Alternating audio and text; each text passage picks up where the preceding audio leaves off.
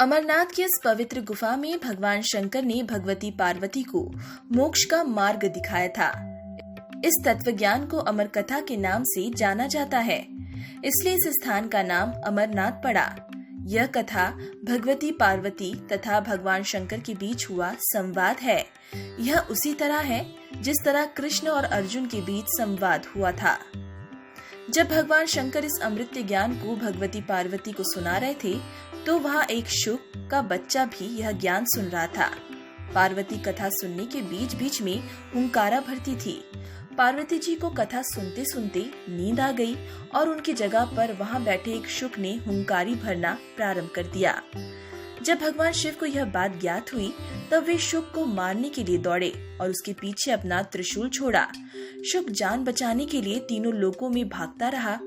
भागते भागते वह व्यास जी के आश्रम में आया और सूक्ष्म रूप बनाकर उनकी पत्नी वटिका के मुख में घुस गया। वह उनके गर्भ में रह गया। ऐसा कहा जाता है कि ये 12 वर्ष तक गर्भ के बाहर ही नहीं निकले।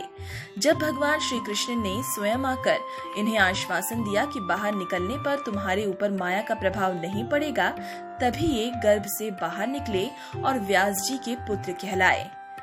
गर्भ में ही इन्हें वेद, उपनिषद, दर्शन और पुराण आदि का सम्यक ज्ञान हो गया था। जन्मते ही श्री कृष्ण और अपने माता पिता को प्रणाम करके इन्होंने तपस्या के लिए जंगल की राह ली। यही जगत में शुकदेव मुनि के नाम से प्रसिद्ध हुए। अमरनाथ की यात्रा के साथ ही कबूतरों की कथा भी जुड़ी हुई है।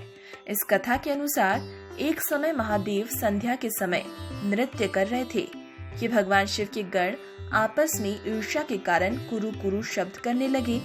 महादेव ने उनको श्राप दे दिया कि तुम दीर्घकाल तक यह शब्द कुरु कुरु करते रहो।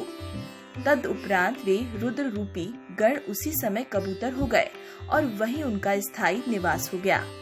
माना जाता है कि यात्रा के दौरान पावन अमरनाथ गुफा में इन्हीं दोनों कबूतरों के भी दर्शन होते हैं।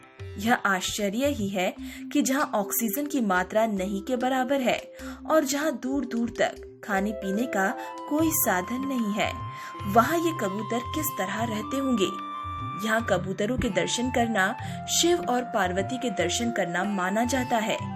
यह भी कहा जाता है कि इन कबूतरों ने अमरनाथ में शिव के मुख से अमरता के प्रवचन सुन लिए थे, इसलिए ये भी अमर हो गए।